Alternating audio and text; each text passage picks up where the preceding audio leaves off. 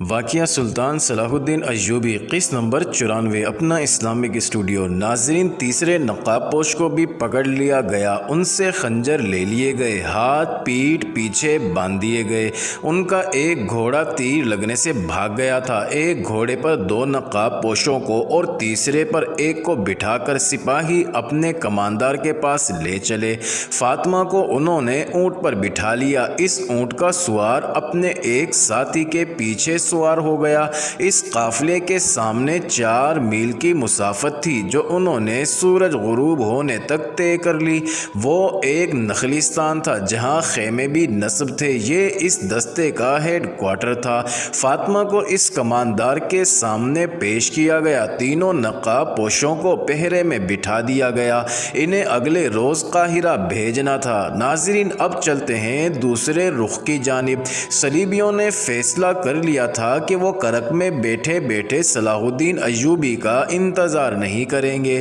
انہوں نے فوج کو تقسیم کرنا شروع کر دیا۔ فرانس کی فوج کو انہوں نے سلطان ایوبی کی فوج کو راستے میں روکنے کے لیے تیاری کا حکم دیا۔ ریمانڈ کی فوج مسلمانوں کی فوج پر عقب سے حملے کے لیے مقرر ہوئی۔ کرک کے قلعے کے دفاع کے لیے جرمنی کی فوج تھی جس کے ساتھ فرانس اور انگلستان کے کچھ دستے تھے۔ انہیں جاسوسوں نے بتا دیا تھا کہ سلطان ایوبی نئی فوج تیار کر رہا ہے۔ صلیبی حکمرانوں نے اس اقدام کا جائزہ لیا کہ وہ صلاح الدین ایوبی کے ٹریننگ کیمپ پر حملہ کر کے پیچھے ہٹ آئیں، لیکن ان کی انٹیلیجنس نے اس تجویز کی مخالفت کی۔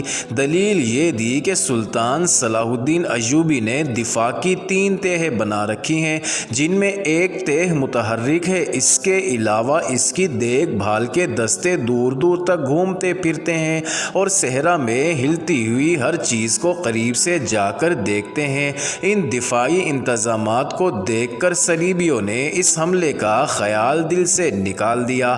ایک امریکی مصنف انٹونی ویسٹ نے متعدد مورخوں کے حوالے سے لکھا ہے کہ صلیبیوں کے پاس صلاح الدین ایوبی کی نسبت 4 گنا فوج تھی، جس میں زرہ پوش، پیادہ اور سوار دستوں کی بہتات تھی۔ اگر یہ فوج صلاح الدین ایوبی پر براہ راست حملہ کر دیتی تو مسلمان زیادہ دیر جم نہ سکتے، مگر صلیبی فوج کو شوبک کی شکست میں جو نقصان اٹھانا پڑا اس کی ایک دہشت بھی تھی جو میدان جنگ سے بھاگے ہوئے فوجیوں پر طاری تھی۔ صلیبیوں کا مورال متزلزل تھا، جس کی ایک وجہ تو یہ تھی کہ شوبک کو وہ لوہے کا قلعہ سمجھتے تھے۔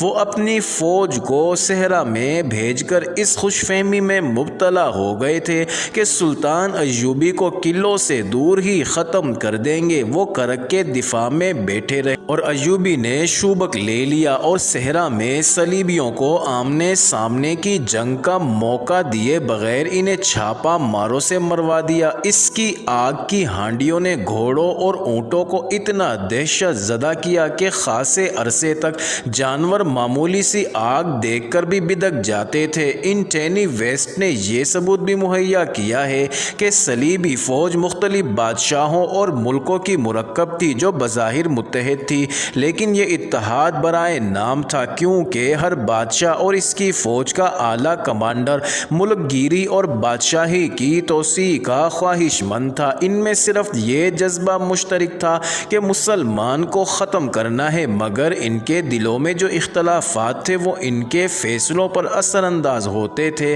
مورخین لکھتے ہیں کہ صلیبی سازشوں کے ماہر تھے اور مسلمانوں کے جس علاقے پر قابض ہو جاتے تھے وہاں قتل عام اور آبرو ریزی شروع کر دیتے تھے۔ اس کے برعکس صلاح الدین ایوبی محبت اور اخلاقی قدروں کو ایسی خوبی سے استعمال کرتا تھا کہ دشمن بھی اس کے گرویدہ ہو جاتے تھے۔ اس کے علاوہ اس نے اپنی فوج میں یہ خوبی پیدا کر دی تھی کہ 10 سپاہیوں کا چھاپا مار دستہ 1000 نفری کے فوجی کیمپ کو تہس نہس کر کے غائب ہو جاتا تھا۔ یہ لوگ جان قربان کرنے کو معمولی سی قربانی سمجھتے تھے۔ سلطان صلاح الدین ایوبی جس انداز سے میدان جنگ میں تھوڑی سی فوج کو ترتیب دیتا تھا وہ بڑی سے بڑی فوج کو بھی بے بس کر دیتی تھی۔ شوبک اور کرک کے میدان میں بھی اس نے اسی جنگی دانشمندی کا مظاہرہ کیا تھا۔ صلیبیوں نے اس کا جائزہ لیا، اپنی اپنی فوج کی جسمانی اور جذباتی کیفیت دیکھی تو انہوں نے براہ راست حملے کا خیال چھوڑ دیا اور کوئی دوسرا ڈھونگ لیا، لیکن اس ڈھنگ کے متعلق بھی انہیں شک تھا۔ اس کا علاج انہوں نے یہ کیا کہ مصر میں بغاوت بھڑکائی اور سوڈانیوں کو مصر پر حملہ کرنے پر اکسانے کا اہتمام کر لیا۔ مصر کے نائب ناظم امور شہری مصلح الدین کی طرف سے انہیں امید افزا رپورٹیں مل رہی تھی۔ وہاں ابھی یہ اطلاع نہیں پہنچی تھی کہ مصر کا ناظم خضر الحیات قتل ہو گیا ہے اور مصلح الدین پکڑا گیا ہے۔ کرک تک یہ اطلاع پہنچنے کے لیے کم از کم 15 دن درکار تھے، کیونکہ راستے میں سلطان صلاح الدین کی فوج تھی۔ قاصد بہت دور کا چکر کاٹ کر اور قدم پھونک پھونک کر کرک جا سکتے تھے۔ بہت دنوں کا چلا ہوا ایک قاصد اس رات پہنچا جس رات فاطمہ اغوا ہوئی۔ اس نے رپورٹ دی کہ بغاوت کے لیے فضا سازگار ہے، لیکن سوڈانی ابھی حملے کے لیے تیار نہیں ہیں۔ ان کے ہاں گھوڑوں کی کمی ہے، ان کے پاس اونٹ زیادہ ہیں، انہیں کم و بیش 500 اچھے گھوڑوں کی ضرورت ہے، اتنی ہی زینے درکار ہیں۔ فرانسیسی فوج کے کمانڈر نے کہا 500 گھوڑے فوراً روانہ کر دیے جائیں اور ان کے ساتھ صلیبی فوج کے 5-7 افسروں کو بھی بھیج دیا جائے جو سوڈانیوں کی جنگی اہلیت اور کیفیت کا جائزہ لے کر حملہ کرائیں۔ ناظرین، صلیبیوں کے پاس گھوڑوں کی کمی تھی۔ انہوں نے کرک میں اعلان کر دیا کہ مصر پر حملے کے لیے 500 گھوڑوں کی فوری ضرورت ہے۔ عیسائی باشندوں نے 3 دنوں میں گھوڑے مہیا کر دیے جو ایسے راستے سے روانہ کر دیے گئے جس کے متعلق یقین تھا کہ پکڑے نہیں جائیں گے۔ اس کا رہنما وہی جاسوس تھا جو گھوڑے مانگنے آیا تھا۔ وہ سوڈانی تھا اور 3 سال سے جاسوسی کر رہا تھا۔ ان گھوڑوں کے ساتھ 8 صلیبی فوج کے افسر تھے جنہیں سوڈانی حملے کی قیادت کرنی تھی۔ انہیں یقین دلایا گیا تھا کہ صلاح الدین ایوبی کی فوج کو یہاں سے نکلنے نہیں دیا جائے گا۔ سلطان صلاح الدین ایوبی کو صرف یہ معلوم تھا کہ مصر کے حالات ٹھیک نہیں، لیکن اسے یہ معلوم نہیں تھا کہ حالات آتش فشاں پہاڑ بن چکے ہیں جو پھٹنے والا ہے۔ علی بن سفیان نے اسے یہ تسلی دے رکھی تھی کہ اس نے جاسوسی کا جو جال بچھایا ہے وہ خطروں سے قبل از وقت خبردار کر دے گا۔ انہیں خضر الحیات کے قتل اور مصلح الدین کی گرفتاری کا بھی علم نہیں تھا۔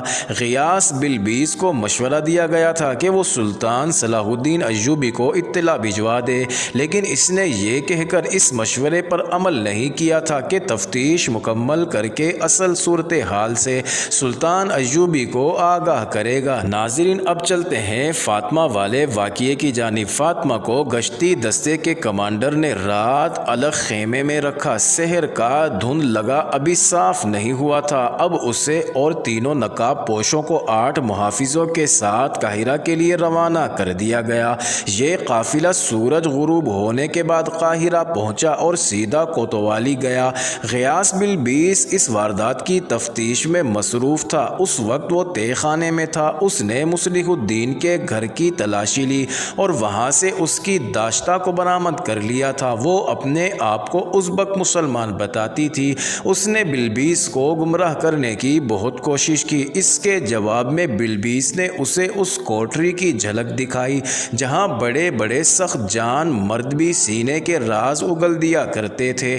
لڑکی نے اعتراف کر لیا کہ وہ یروشلم سے آئی ہے اور عیسائی ہے۔ اس نے اعتراف کے ساتھ بلبیس کو اپنے جسم اور دولت کے لالچ دینے شروع کر دیے۔ بلبیس نے مصلح الدین کے گھر کی تلاشی میں جو دولت برآمد کی تھی اس نے اس کا دماغ ہلا دیا تھا۔ وہ سمجھ گیا تھا کہ مصلح الدین کیوں صلیبیوں کے جال میں پھنس گیا تھا۔ خود لڑکی اس قدر پرکشش اور چرب زبان تھی کہ اسے ٹھکرانے کے لیے پتھر دل کی ضرورت تھی۔ بلبیس نے اپنا ایمانیت کو ٹھکانے رکھا۔ اس نے دیکھ لیا تھا کہ یہ تو کوئی بہت بڑی سازش تھی جس کی کڑیاں یروشلم سے جا ملتی ہیں۔ اس نے لڑکی سے کہا کہ وہ ہر ایک بات بتا دے۔ لڑکی نے جواب میں کہا میں جو کچھ بتا سکتی تھی بتا دیا، اس سے آگے کچھ بتاؤں گی تو یہ صلیب کے ساتھ دھوکہ ہوگا۔ میں صلیب پر ہاتھ رکھ کر حلف اٹھا چکی ہوں کہ اپنے فرض کی ادائیگی میں جان دے دوں گی۔ میرے ساتھ جو سلوک کرنا چاہو کر لو، کچھ نہیں بتاؤں گی۔ اگر مجھے آزاد کر کے یروشلم یا کرک پہنچا دو گے تو منہ مانگی دولت تمہارے قدموں میں رکھ دی جائے گی۔ مصلح الدین تمہاری قید میں ہے، اس سے پوچھ لو، وہ تمہارا بھائی ہے، شاید کچھ بتا دے۔ بلبیس نے اس سے مزید کچھ بھی نہ پوچھا، وہ مصلح الدین کے پاس چلا گیا۔ مصلح الدین بڑی بری حالت میں تھا، اسے چھت کے ساتھ اس طرح لٹکایا گیا تھا کہ رسہ کلائیوں سے بندھا تھا اور اس کے پاؤں فرش سے اوپر تھے۔ بلبیس نے جاتے ہی اس سے پوچھا، مصلح دوست، جو پوچھتا ہوں بتا دو، تمہاری بیوی کہاں ہے اور اسے کس سے اغوا کرایا ہے؟ اب تمہیں کچھ اور باتیں بھی بتانی پڑیں گی،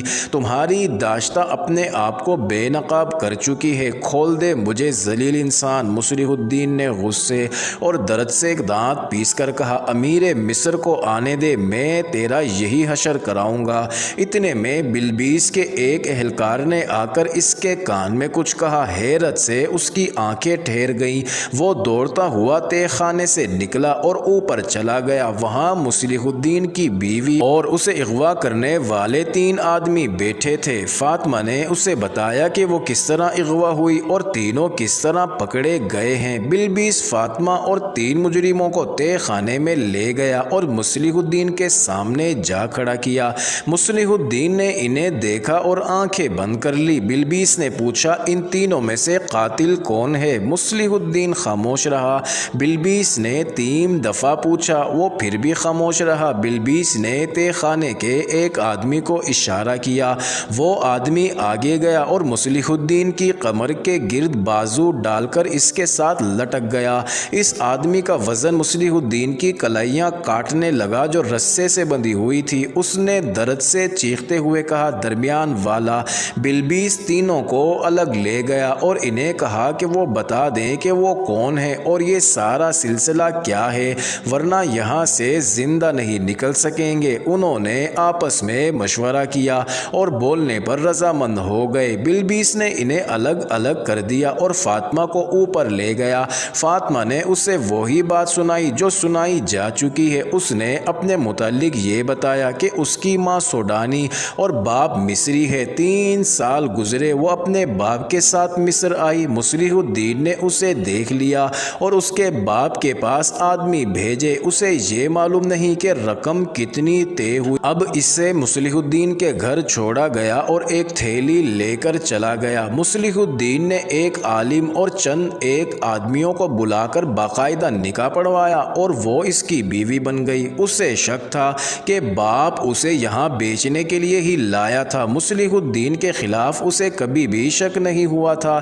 کہ وہ اتنا برا آدمی ہے۔ وہ شراب نہیں پیتا تھا۔ اس کی باہر کی سرگرمیوں کے متعلق فاطمہ کو کچھ بھی معلوم نہیں تھا۔ صلاح الدین ایوبی نے شوبک کی طرف کوچ کیا تو اس کے فوراً بعد مصلح الدین میں ایک تبدیلی آئی۔ وہ رات بہت دیر تک باہر رہنے لگا۔ ایک رات فاطمہ نے دیکھا کہ وہ شراب پی کر آیا ہے۔ فاطمہ کا باپ شرابی تھا، وہ شراب کی بو اور شرابی کو پہچان سکتی تھی۔ اس نے مصلح الدین کی محبت کی خاطر یہ بھی برداشت کیا۔ پھر گھر میں رات کے وقت اجنبی سے آدمی آنے لگے۔ معزز ناظرین، یہ انٹرسٹنگ ویڈیو جاری ہے، اگلی ویڈیو قسط نمبر 95 میں دیکھنا اور ہماری حوصلہ افزائی کرنا مت بھولیے۔